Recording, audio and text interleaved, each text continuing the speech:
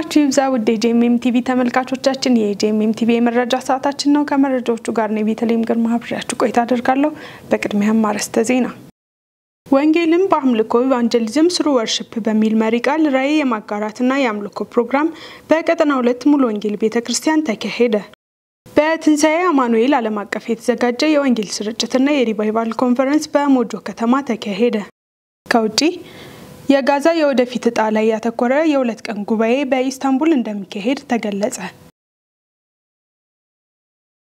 እኔ ሰላምን ሰብካለሁ በሚል ርዕስ የተዘጋጀ ስልጠና ለወንጌላውያን ሚዲያ ባለሙያዎች ተሰጠ ዳንኤል አንተነ ዝርዝሩን ያቀርብልናል ጥቅምት 29 ቀን 2018 ዓ.ም በተዘጋጀውና እኔ በሚዲያ ሰላምን ሰብካለሁ በሚል ርዕስ በተሰጠው የስልጠና መድረክም ከተለያዩ የሚዲያ ተቋም የመጡ ጋዜጠኞች እንዲሁም የቤተ ክርስቲያናት መሪዎችና የማህበራዊ ሚዲያ አንቂዎች በተገኙበትም ለክርስቲያን የሚዲያ ባለሙያዎችም በባዶ ሆቴልም ተሰጥቷል ትኩረቱን ሰላም ላይ ያደረገው ስልጠናውን በወንጌላውያን ሚዲያ ባለሙያዎች ማህበርና የኢትዮጵያ ወንጌል አማኞች ቤተ ክርስቲያናት ህብረት መዘጋጀቱም ተገልጿል በመድረኩም የወንጌላውያን ሚዲያ ባለሙያዎች ማህበር ዳይሬክተር የሆኑት ወንድም መሳይ አለማየሁ በመግቢያ ንግግራቸው መጽሐፍ ቅዱስ ሰላምን እንደሚሰብኩሉም እኛም እንደ ባለሙያ ድርሻችንን መወጣት ይገባልም ብለዋል የኢትዮጵያ ወንጌላውያን ቤተ ክርስቲያናት ህብረት ምክትል ፕሬዝዳንት ፓስተር ሰንበቱ በሼ እኔ ሰላም ሰባኪ ነኝ የሚለው ሐሳብ ሁሉንም እንደሚመለከትና በዚህም ሁላችንም ለሰላም በጋራ እንስራም ብለዋል ፕሬዝዳንቱ አክለው ሁላችንም የክርስቶስን ሰላም ተላብሰን አገልግሎትን መቀጠል አለብንም ሲሉም አሳስበዋል በስልጠናውም የግጭት አፈታት መንገዶች እንዲሁም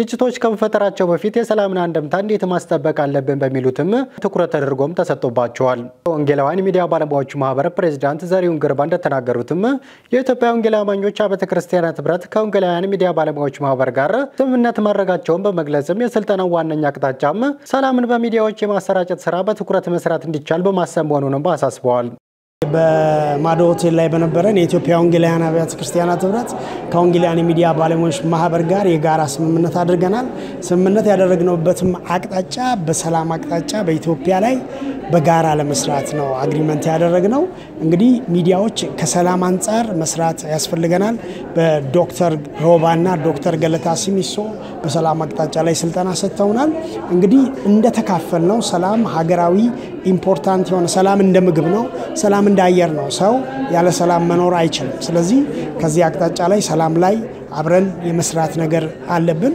የወንጌላውያን ሚዲያዎች የወንጌላውያን ሚዲያ አሶሲዬሽኑ በዚህ አቅጣጫ ላይ በሚቀጥሉ ጊዜያት ከማህበሩ ጋር በመሆን ወይም ከህብረቱ ጋር በመሆን ይቅርታ በሰላም አቅጣጫ ላይ አትኩሮ ይሰራል ማለት ነው ሀገር ከሌለ እኛ የለንም በሀገሩ ሀገር ኖራ ደግሞ ሰላም ከሌለም እኛ የለንም ስለዚህ ሰላም አስፈላጊ ነው ማለት ነው ስለዚህ ከዚህ አቅጣጫ ሰላም በከተማም ሰላም በገጠራትም በክፍለ ሀገርም በኢትዮጵያ ጫፍ እስከ ጫፍ በሙሉ ሰላም እንዲኖር ባለ ሚዲያ ላይ እናስተጋባለን እዚህ ላይ እንዳያችሁት እኔ በሚዲያ ሰላምን ሰብካለሁ ነው ባለ ሚዲያ ላይ 5000 ይኖረን 50000 ይኖረን 100000 ይኖረን 200000 ሚሊዮንም ሊኖረን ይችላል ሰላምን ካልሰበክንበት ጥቅም የለውም የሚል ሐሳብ አለን ይሄን ይመስላል ስልጠናውን የሰጡት ዶክተር ገለታ ሰሚሶና ዶክተር ሮባ ጴጥሮስ የክርስቲያን ሚዲያዎች ሚና በሰላም ሂደት ላይ ያላቸውን አስተዋጽኦ በተመለከተም ትኩረት አድርገውም ሰጥተዋል በሌላ በኩል የሰላም መልእክት የወንጌላውያን ሚዲያ ባለሙያዎች ዋና ተልዕኮ መሆን እንዳለበትና ሰላም በሌለበት ሀገር ውስጥም ሁሉም አካል ተጎጂ እንደሚሆንም በመድረኩም ተነግሯል የፒኤምዩ ምክትል ፕሬዝዳንት የሆኑት ዶክተር ዮሐንስ ደግሞ ሰላምና ብልጠልም ፈልገው ይገባል ሲሉም ተናግረዋል በኢትዮጵያ ወንጌላውያን ቤተ ክርስቲያናት ህብረት የሰላምና አድቮኬሲ አስተባባሪ የሆኑት መስፍን እንዳለ እንደገለጹትም በተለያዩ የሀገራችን ክፍሎች የሰላም ግንባታ ላይ ፕሮጀክቶችን በመቅረጽ እየሰሩ እንደሚገኙ አብራርተዋል ዛሬም እዚህ የተገናኘንበት ዓላማ በተለይ የወንጌል አማኞች ወይ ደግሞ የክርስቲያን የሚዲያ ባለሙያዎች ጋር በጋራ እየሰራናቸው ካለናቸው ስራዎች ውስጥ አንዱ ነው በተለይ በማህበራዊ ሚዲያዎቻችን ላይ እንደ አንድ ኃላፊነት እንዳለበት ዜጋ እንደዚች ሀገር ዜጋ የራሳቸውን ሚና እንዲጫወቱ ታላሚ ታሳቢ አድርገን ያዘጋጀነው የግንዛቤ ማስጨበጣ ወርክሾፕ ነው ስለዚህ ከዚህ በኋላ በተለይ የክርስቲያን የሚዲያ ባለሙያዎች ባሏቸው የተለያዩ ፕላትፎርሞችን በመጠቀም ከሰላም ግንባታ አንፃር የራሳቸውን ሚና ይጫወታሉ ብለን ተስፋ እናደርጋለን እንግዲህ ይሄን ስራ ከዚህ በኋላ የወንጌላውያን ቤተ ክርስቲያናት ህብረት አጠናክሮ የሚቀጥለው ስራ ነው የሚሆነው በተለይ ከወንጌል አማኝ የክርስቲያን ሚዲያ ባለሙያዎች ማህበር ጋር በመተባበር የተለያዩ ከሰላም ግንባታ ጋር አብረን ለመስራት ምናስባቸው የተለያዩ እቅዶች አሉ ይሄንንም ፕላትፎርም በመጠቀም በተለይ ለግጭት ሴንሲቲቭ ከመሆን ይልቅ ለሰላም ሴንሲቲቭ የሚሆን ማህበረሰብን ከመፍጠር አንፃር የራሱ ሚና ይጫወታል ብለን እናምናለን። በዝግጅቱ መጨረሻ ላይም የኢትዮጵያ ወንጌላውያን አብያተ ክርስቲያናት ህብረት ከወንጌላውያን ሚዲያ ባለሙያዎች ማህበር ጋር በጋራ ለመስራት የጋራ ስምምነትም ፈርመዋል። የኢትዮጵያ ወንጌላውያን አብያተ ክርስቲያናት ህብረት ከወንጌላውያን ሚዲያ ባለሙያዎች ማህበር ጋር ስምምነት ማድረጋቸውን በመግለጽም የስልጠናው ዋነኛ አቅጣጫም ሰላምን በሚዲያዎች የማሰራጨት ስራ መስራት እንዳለበትም አሳስበዋል። የዛሬው ፕሮግራም በጣም ብዙ ስንጠብቀውና ልናደርግ ወይም እንዲደረጉ ከምንፈልጋቸው ፕሮግራሞች ውስጥ አንዱ ነው።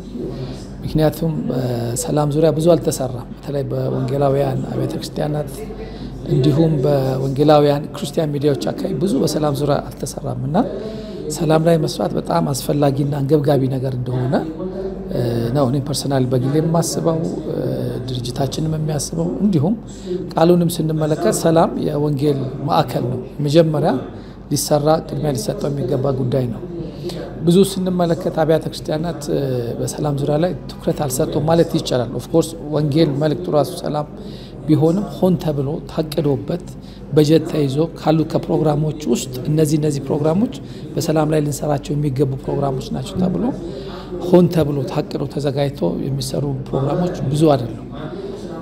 ስለዚህ በቤተ ክርስቲያንም ውስጥ ታስቦበት ዝግጅት ተደርጎ ታቅዶ ካሉን በአመታዊ ፕሮግራሞች ውስጥ ካሉን ፕሮግራሞች ውስጥ እነዚህ በሰላም ዙሪያ ላይ ያተኮሩ መሆን አለባቸው ተብሎ መሰራት አለበት። እሱ ይቀረናል ብዬ አስባለሁ። ምክንያቱም ዙሪያችንን ስናይ ብዙ ግጭት፣ ብዙ ስጋት፣ ብዙ ነውጥ ያለበት አገር ውስጥና ሁኔታ ውስጥ ነው ያለነውና ዝም ልንል አይገባም። እንደ ዋና ነገር ትልቅ ትኩረት እንደሚሰጠው ነገር ሊታሰብና ሊሰራበት ይገባል። ወደ ዛሬ ፕሮግራም ስንመጣ እንግዲህ ለክርስቲያን ሚዲያ ባለሙያዎች ነው ስልጠናው እየተሰጠ ያለው። የክርስቲያን ሚዲያ ባለሙያዎች ሰላምን የመልእክታቸው አካል አድርገው መስራት እንዳለባቸው ነው በዋናነት የሚያተኩሩ። ከዚህ በላይ አጀንዳ የለም፣ ከሰላም በላይ አጀንዳ የለም።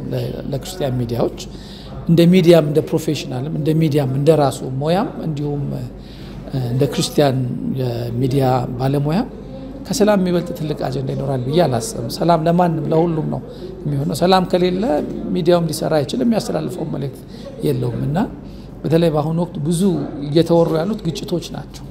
ብዙ ሰዎች ጋር የሚመጡት ዜናዎች የግጭት ዜናዎች ናቸው። ክርስቲያን ሚዲያ ባለቤቶች ግን የሰላም ዜና ይዘው መምጣት አለባቸው። ወንጌልን በአምልኮ ኢቫንጀሊዝም ስሩ ወርሺፕ በሚል መሪ ቃል ራዕይ የማጋራትና የአምልኮ ፕሮግራም በቀጠና 2 ሙሉ ወንጌል ቤተክርስቲያን ተካሄደ። የመሃናይም የሽብሸባ ዝማሬና የወንጌል አገር አቀፍ አገልግሎት ከኤኤቪአይ እና ከፓራዳይም ኢቨንትስ ኦርጋናይዚንግ ጋር በአንድነት በመሆን ወንጌልን በአምልኮ ኢቫንጀሊዝም ስሩ ወርሺፕ በሚል መሪ ቃል ራዕይ የማጋራትና የአምልኮ ፕሮግራም በቀጠና 2 ሙሉ ወንጌል ጥቅምት 29 2018 ዓ.ም ተካሂዷል። ፕሮግራሙ ከታላቁ ጥሪ ወንጌል ለዓለም ሁሉ በሚለው ማዕቀፍ ውስጥ ሰዎች በህብረት ዝማሬና አምልኮ ወንጌልን እንዲሰሙ ለማድረግ የተዘጋጀ ነው። መርሃ ግብሩ በጸሎት የተጀመረ ሲሆን የኢትዮጵያ ወንጌላውያን አብያተ ክርስቲያናት ካውንስል ጠቅላይ ጻፊ ቄስ ደረጀ ጀንበሩ የመክፈቻ ንግግር ያደረጉ ሲሆን በዚህ ዘመን ወንጌልን ሳንጨምር ሳንቀንስ ልንናገረው ይገባል፣ የክርስቶስ ኢየሱስን ወንጌል እንመስክረው ብለዋል። የናዝሬት አማኑኤል ቤተክርስቲያን መዘምራን፣ የቀጠና 2 ሙሉ ወንጌል መዘምራን ኤፍሬም አለሙ፣ ዘርፌ ከበደና ሌሎችም ዘማሪዎች በአምልኮ አገልግለዋል። የእግዚአብሔር ቃል በፓስተር መረድ ለማ ወደ እውነተኛ አምልኮ እንመለስ በሚል ርዕስ አስተምረዋል። ራዕዩን ለመደገፍ የገቢ ማሰባሰቢያ የተካሄደም ሲሆን ፕሮግራሙ በአምልኮና በጸሎት ተጠናቋል። ይሄ አገልግሎት ኢቫንጀሊዝም ስሩ ወርሺፕ ወይንም ወንጌልን በዝማሬ በአምልኮ የሚል ዓላማ ይዘን ነው እየሰራን ያለነው። እኔ በዚህ ህብረት ውስጥ እንደ ህዝብ ግንኙነት ኃላፊ ሆኜ ነው ምረዳቸው አብሬ ነው ያገለገልኩኝ ያለሁት። የዚህ ፕሮግራም ዋና ዓላማ ወንጌልን ለዓለም ለማድረስ መዝሙርን እንደ አንድ እድል መጠቀም እንችላለን ብለን ነው። ያው እንደምታውቁት ይሄንን አገልግሎት አብረው እየሰሩ ያሉት የመሃናይም የሚባለው የዝማሬና የወንጌል አገልግሎት ሚኒስትሪ እንደገና ደግሞ ኤኤቪአይ ኦንላይን ላይቭ ትራንስሚሽን በማድረግ የሚታወቀው የኢንተርናሽናል ካምፓኒ ነው። እንደገና ደግሞ ፓራዳይም ኢቨንትስ እንደዚህ እንደምታዩት ትልልቅ መድረኮችን ትልልቅ ኮንሰርቶችን በመስራት የሚታወቀው ይሄ ይሄ ድርጅት አንድ ላይ ሶስቱ አንድ ላይ ሆነው ነው ይሄንን አገልግሎት ለማገልገል የወሰኑት።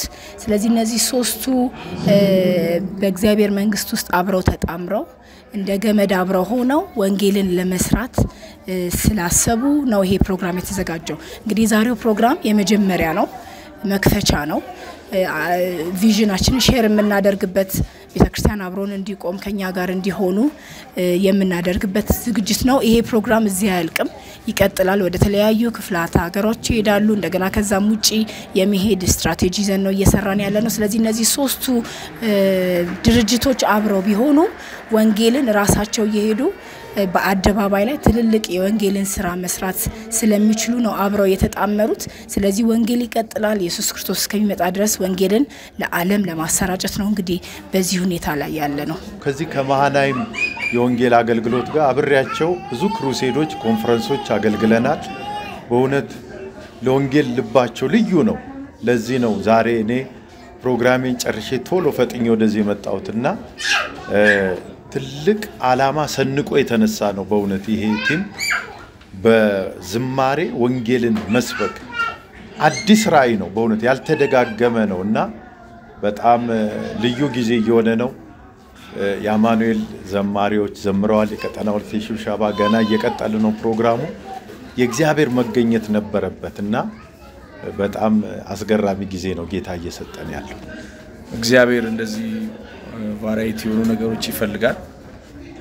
ደግሞ በእንደዚህ አይነት ሁኔታ እግዚአብሔርን ማምለክ በወረብ ጽናጽል ከበሮ ወንጌልን ለሕዝብ ማድረስ እግዚአብሔርን ማክበር አንዱ ደስ የሚል ነገር ነው እና በጣም ትልቅ አገልግሎት ነው ለኛ ለኢትዮጵያውያን ቅዱሳን የኢትዮጵያዊ መልክ ያዘ በጣም ብዙ ሰዎችን የሚያነቃቃ የሚባርክ ነገር ነው እና ብዙዎቻችን ወደ ፕሮቴስታንት የመጣ ነው ከኦርቶዶክስ ስለሆነ ያንን ድባብ ያዘ ስለሆነ በጣም የሚባርክ አገልግሎት ነው። ለሁሉም የሚስማማ አገልግሎት ነው። ደስ ብሎኛል።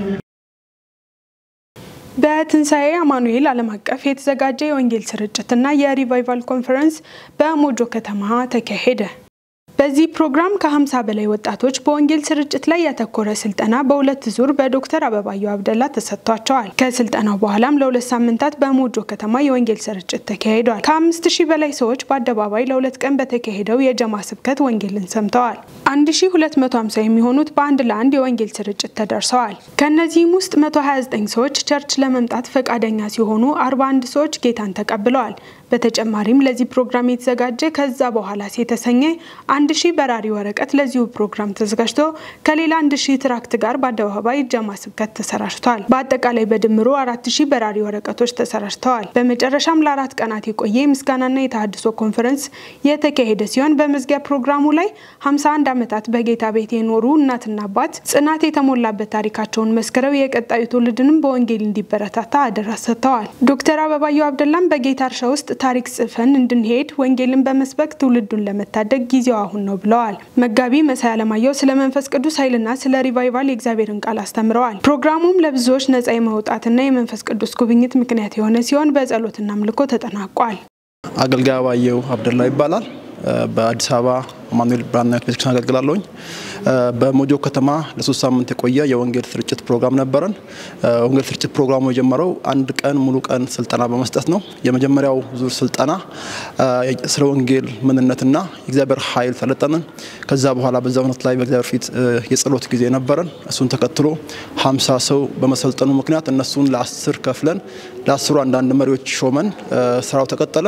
ለ2 ሳምንት ወንጌል ስርጭትን አደረጉ ከተማ ውስጥ። በዛ ከ800 በላይ ሰዎች የእግዚአብሔርን እውነት አንድ ለአንድ ሰሙ። እሱን ተከትሎ ሁለተኛ ዙር ስልጠና ቀጠልን። ያ የሁለተኛ ዙር ስልጠና ደግሞ ስለ ፍሬያማነት የእግዚአብሔርን ቃል የተማርንበት የሙሉ ቀን ስልጠና ነበረ። እንደገና በዛም ዙር ላይ በጌታ ፊት ረጅም የጸሎት ጊዜ ነበረን። ጸጋ እንካፈል ነበር። አገልጋይ አብሽርጋ ባላለው የትንሳኤ አማኑኤል ቤተክርስቲያን ዋና መጋቢ ነኝ። ባሳለፍነው የወንጌል ስርጭት እንደ ከተማችን እንደ ቤተክርስቲያናችንም የመጀመሪያው ነው ማለት ይቻላል። ከዛ በፊት ወንጌልን በመድረክ ላይ በማገልገል እንዲሁ በቤተክርስቲያን በማገልገል ነበር ሰዎች የሚድኑት ይተመቁት አሁን ግን እንደ ከተማችን ትልቅ ስራ ነው የተሰራው ከዛ ፊት ተደርጎ የማያቅ ትልቅ ስራ ነው የተከናወነው ብዬ አስባለሁ በዚህ አመት በተለይ የመብዛት አመት ነው ብለናል ስለዚህ በመንደው የምንበዛው ሲባል በብር በሀብት ሳይሆን በትውልድ ፍሬ በማፍራት መጽሐፍ ቅዱስ እንደሚናገር ፍሬያማ ትውልድ የእግዚአብሔር ቃል እንደሚፈልግ በዮሐንስ ወንጌል ምዕራፍ 15 ላይ ይናገራል ትክክለኛ የወይን ግንድ ፍሬን ማፍራት እንዳለበት የማያፈራውን ግን እግዚአብሔር ቆርጦ እንደሚጥለው መጽሐፍ ስለሚናገር ስለዚህ ትልቁ ዓላማችን በዚህ ቤተክርስቲያን ትውልድ ላይ መስራት ትውልድ ማነጽ ትውልድ ለጌታ መንግስት ማብቃት ስለዚህ አሁን እየሆነ ስላለውም ነገር ደግሞም ስለሚሆነው ነገር እግዚአብሔርን እናመሰግናለን በመጨረሻው ዘመን በዚህ ጊዜ ወንጌል መሰራት ያለበት ሰዎች በመጀመሪያ ከመስራታቸው በፊት ራሳቸውን ለክርስቶስ ኢየሱስ አሳልፈው መስጠት ያስፈልጋቸዋል በቀንነት በታማኝነት ሰው አለ የለም ሳይባል በግልጽ በሆነ ለሰዎችን ተአማኒነት ባለው መልኩ ወንጌል ለህዝብ ሁሉ መዳረስ አለበት ይሄንን ለማዳረስ ደግሞ ትንሳኤ ዓለም አቀፍ ቤተክርስቲያን ከህፃናት ላይ መስራት ጀምራለች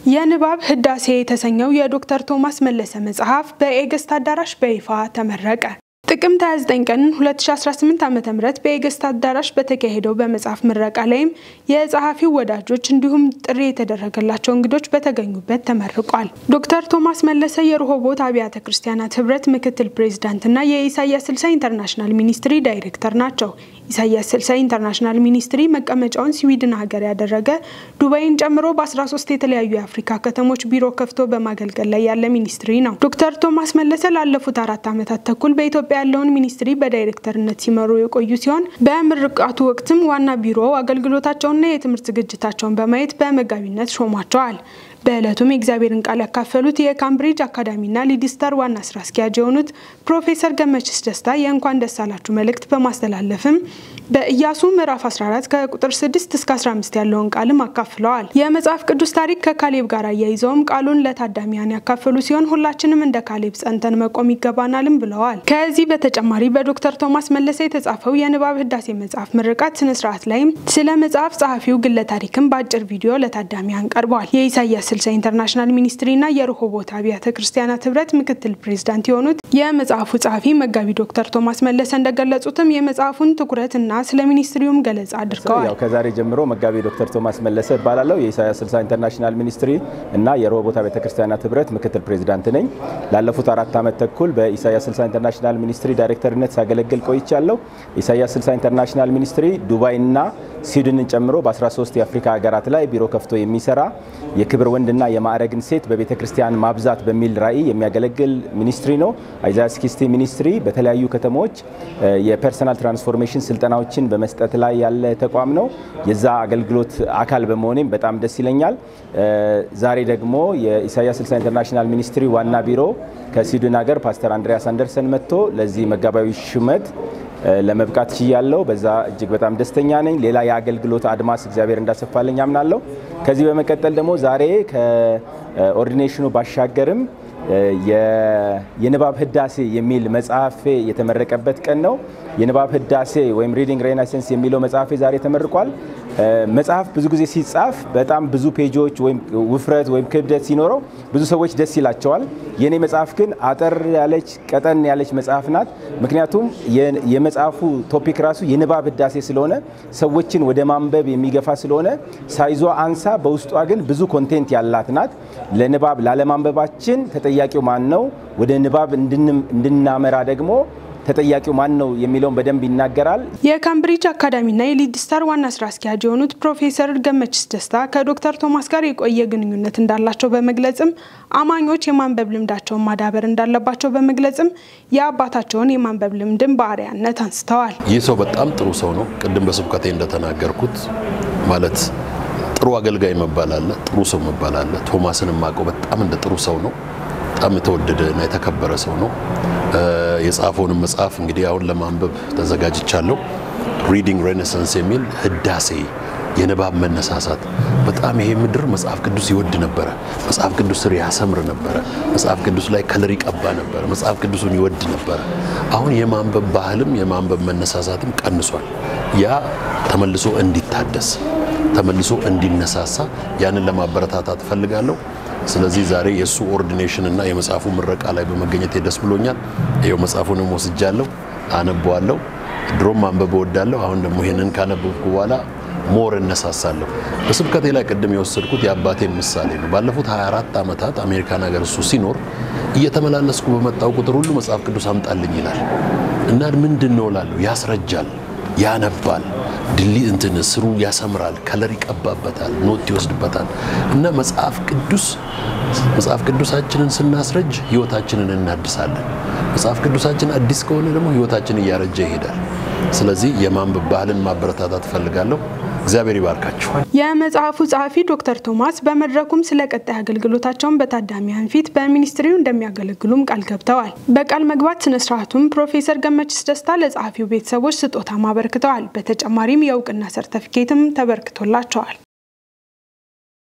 አምስተኛው ሀገር አቀፍ የሰላም ኮንፈረንስ በደቡብ ኢትዮጵያ ክልል አርባ ምንጭ ከተማ በድምቀት እንደሚካሄድ ተገለጸ ህዳር 1 ቀን 2018 ዓ.ም አዲስ አበባ ኢትዮጵያ የሃይማኖት ተቋማት ጉባኤ ከደቡብ ኢትዮጵያ ክልል የሃይማኖት ተቋማት ጉባኤ ጋር በመተባበር አምስተኛውን ሀገር አቀፍ የሰላም ኮንፈረንስ በደቡብ ኢትዮጵያ ክልል አርባ ምንጭ ከተማ ህዳር 3 እና 4 ቀን 2018 ዓ.ም ለሁለት ተከታታይ ቀናት በድምቀት የሚያካሂድ መሆኑን የኢትዮጵያ የሃይማኖት ተቋማት ጉባኤ ዛሬ በሰጠው ጋዜጣዊ መግለጫ አሳወቀ መግለጫውን የሰጡት የኢትዮጵያ ሃይማኖት ተቋማት ጉባኤ ጠቅላይ ጸሐፊ ልቀቱ ጋሃን ቀሲስ ታጋይ ታደለ ሀገር አቀፍ የሰላም ኮንፈረንሱ አራት ዋና ዓላማዎችን ማዕከል በማድረግ የሚካሄድ መሆኑን አስረድተዋል በዚህም መሰረት የኮንፈረንሱ ዓላማዎች በሀገራችን አንዳንድ አካባቢዎች እየታዩ ያሉትን አለመግባባቶችና ግጭቶች ለማስቆምና ሰላምን ለማስፈን የሚደረገውን ሁለንተናዊ ጥረት ማገዝ አለመግባባቶችና ቅራኔዎችን በጥበብ በመነጋገር በውይይት የመፍታት ችሎታና ልምድን ማሳደግ የሀገር ሽማግሌዎችና የሃይማኖት ተቋማት መሪዎች የእርቅና የሰላም መልእክተኞች በመሆን ከፈጣሪና ከሀገር የተጣለባቸውን ትልቅ አደራ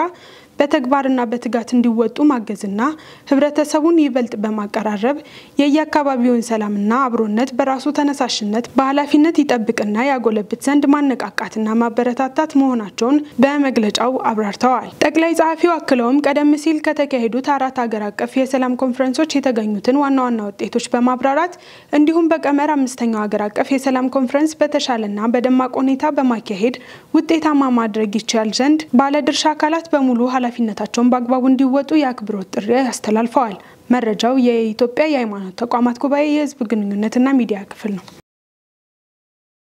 የተወደዳችሁ ተመልካቾቻችን አሁንም መረጃዎቻችን ወደ እናንተ መድረሳቸው እንደቀጠሉ ነው አሁን ደግሞ ከውጭ ወዳገኘናቸው መረጃዎች እናልፋለን ግብጽ በጅቡቲ አዲስ ወደብና የሎጂስቲክ ማዕከላትን ልትገነባ ነው ተባለ ለኢትዮጵያ ዓለም አቀፍ ንግድ መተላለፊያ በሆነችው ጅቡቲ ውስጥ ግብጽ ትልቅ የኢንቨስትመንት እንቅስቃሴ ልታደርግ መሆኑን አስታወቀች ይህም ግብጽ አዲስ የወደብና የሎጂስቲክስ መገልገያዎችን ለመገንባት በሚያስችላት የትብብር ስምምነት ላይ ለመድረስ ተቃርባለች በግብጽ ምክትል ጠቅላይ ሚኒስትር የሚመራ ከፍተኛ የልኡካን ቡድን በቅርቡ ወደ ጅቡቲ በሚያደርገው ይፋዊ ጉብኝት ወቅት ስምምነቱ ይጠናቀቃል ተብሎ እንደሚጠበቅ ካፒታል ያገኘነው መረጃ ያመለክታል የትብብሩ መሰረት የተጣለው በህዳር 3 ቀን 2025 ዓ.ም በግብጽ ልኡካንና በጅቡቲ ወደቦችና ነፃ ቀጠና ባለስልጣን ሊቀመንበር አቡበከር ኦማር ሃዲ ማዕከል በተደረገ ስብሰባ ነው በዚህ የኢንዱስትሪ ልማት ላይ የግብጽ ምክትል ጠቅላይ ሚኒስትር ካመል አልዊዘር በቅርቡ የሚያደርጉትን ጉብኝት ለስምምነቱ የመጨረሻ ፊርማ እንደሚሆን ጠቁመዋል ይህ ሰፊ ፕሮጀክት ጅቡቲ በምስራቅ አፍሪካ ያላትን የንግድ ማዕከልነት ሚና ከፍ የሚያደርጉ ቁልፍ መሰረተ ልማቶችን ያካትታል ተብሏል ይህ ኢንቨስትመንት የሚከናወነው ጎረቤት የሆነችውን ኢትዮጵያ ኤርትራ ነፃነቷን ከወሰደች ከ3 አስርት ዓመታት በላይ በኋላ ቀጥተኛ የባህር በር ማግኘት ሳትችል በመቆየቷ ምክንያት ወደ ባህር ቀጥተኛ መዳረሻዋን ለማስመለስ በምትጥርበት ወሳኝ ወቅት ነው ሲል ካፒታል በገጹ አስነብቧል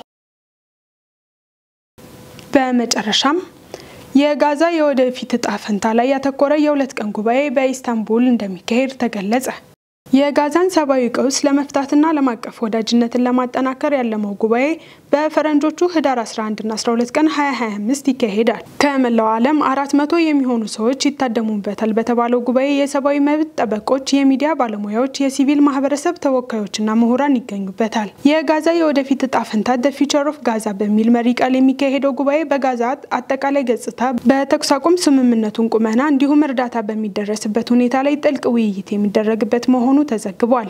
መረጃው ከአዲስ አድማስ ነው። የተወደዳችሁ ተመልካቾቻችን የዕለቱ መረጃዎች ከማጠናቀቃችን በፊት አርዕስተ ዜናዎችን ላስታውሳችሁ። ወንጌልን በአምልኮ ኢቫንጀሊዝም ስሩ ወርሺፕ በሚል መሪ ቃል ራዕይ የማጋራትና የአምልኮ ፕሮግራም በቀጠና 2 ሙሉ ወንጌል ቤተክርስቲያን ተካሄደ። በትንሣኤ አማኑኤል ዓለም አቀፍ የተዘጋጀ የወንጌል ስርጭትና የሪቫይቫል ኮንፈረንስ በሞጆ ከተማ ተካሄደ። ከውጪ የጋዛ የወደፊት ዕጣ ላይ ያተኮረ የ2 ቀን ጉባኤ በኢስታንቡል እንደሚካሄድ ተገለጸ። ውድ ተመልካቾቻችን ለዕለቱ ያዝንላችሁ መረጃዎች እነዚህን ይመስሉ ነበር። ከመረጃዎቹ ጋር ነው ቤተልሔም ግርማ አብራችሁ ቆይታን አደረኩ። ያዘጋጁላችሁ ደግሞ ነጻነቱ አቁማና ዳንኤል አንተነ በጋራ በመሆን ነበር። የጄኤምኤም ዝግጅቶች ይቀጥላሉ። መልካም ጊዜ